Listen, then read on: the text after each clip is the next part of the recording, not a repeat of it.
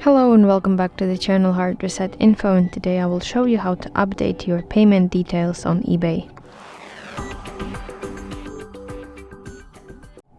Firstly, open eBay on your device and then navigate to the section My eBay that is located at the bottom side of the screen. Here scroll down to the Account section and you see here Payment section.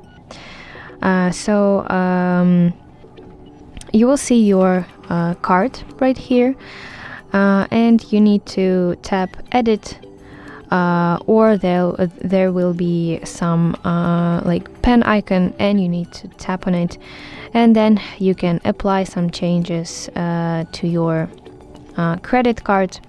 And do not forget to save changes by pressing Done button at the top of your screen.